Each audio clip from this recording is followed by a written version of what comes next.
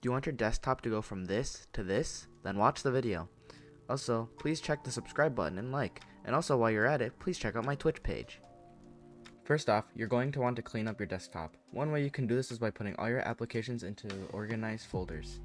This will help make your desktop look more minimal while still being accessible. Another option, which is my personal favorite, would just be hiding all your desk icons. You can do this by right-clicking on your desktop, going to view, and then unchecking show desktop icons. Tip number 2, changing your taskbar. There are 2 simple ways that you can change your taskbar. One way is by making it transparent. The app I use to do this is Translucent TV. I downloaded Translucent TV off the Microsoft Store and it is free. Once you download it, just open it and it should work right away. I think that having a clear taskbar really helps make your screen feel more full.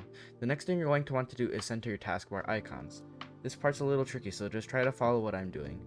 First, right-click on your taskbar and unlock your taskbar. Next, grab the right double bar and bring it all the way to the left. You should only see a couple desktop icons left. Next, you want to take the double bar on the left and drag it all the way to the right until you are able to move the desktop icons independently. You may want to turn off Translucent TV to see the lines easier. After you have positioned them to your liking, right-click back on the taskbar and lock it all back in. Now your taskbar icons should be centered.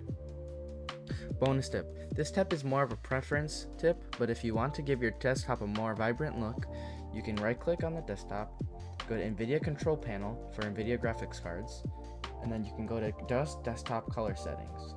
Next, you can go to digital vibrance and turn it as high up as you want. I believe the default should be at 50%, but I personally like having it at 100. Last but not least, tip number 3, wallpaper. Finally, you're going to want to find a nice, good-looking wallpaper. I would highly recommend using Wallpaper Engine on Steam.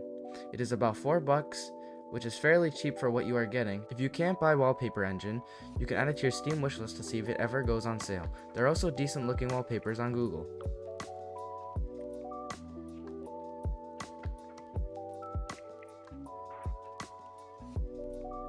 After you have picked out a wallpaper to your liking, you are going to want to download Rainmeter. So first, you want to search Rainmeter into Google, and then go to the first link. After this, you're going to want to download it. Once it is downloaded, you want to open it. I have already done this, so mine is already open. Once Rainmeter is open, go to the folder Mond and click down. After that, you can choose whichever one you want, but I would prefer to do the clock. After you open clock, click clock.ini and double click it. Then, a clock should appear on your screen. Here you can customize the clock however you'd like. These are my settings. I have the clock fairly in the center of my screen but more towards the top because I think that is the perfect place for it. Overall, I think Rainmeter gives the desktop a nice finishing touch and makes the desktop really look complete.